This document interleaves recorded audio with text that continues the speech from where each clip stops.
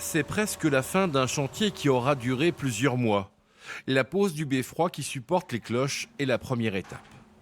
L'église d'Angeac-Charente date du XIVe siècle.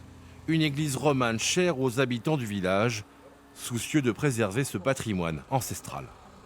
On habite là et donc ça nous intéresse bien sûr. Donc on prend des photos. Cette église, elle a quand même toute une histoire. Et l'histoire, c'est quelque chose qui accroche aussi, qui nous attache. C'est bien nécessaire de refaire ce que nos aînés nous ont laissé.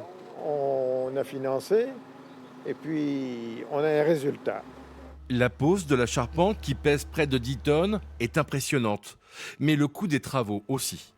Cette première tranche de rénovation, qui concerne principalement la couverture de l'église, doit se faire par des spécialistes du patrimoine historique. C'est évident qu'on est sur des travaux qui demandent une spécialisation et des qualifications qui demandent un savoir-faire très spécifique et qui impliquent des coûts qui sont un peu plus importants que des coûts on va dire, de construction neuve.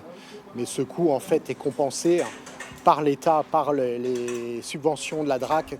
Malgré un chantier qui est subventionné à hauteur de 75%, le reste à charge pour une commune de 300 habitants est colossal, presque 300 000 €. On fait des choix, on met de côté un peu des travaux d'entretien et des investissements pour pouvoir rénover cette église. Ouais. Par exemple, l'école, on a une cour à refaire, on a des portes à changer. Sur la mairie également, on a des portes à changer. Voilà, donc on a mis ça un peu de côté.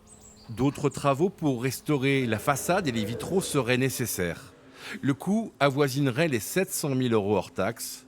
La mairie d'Angeac a pour l'instant mis ce projet de côté.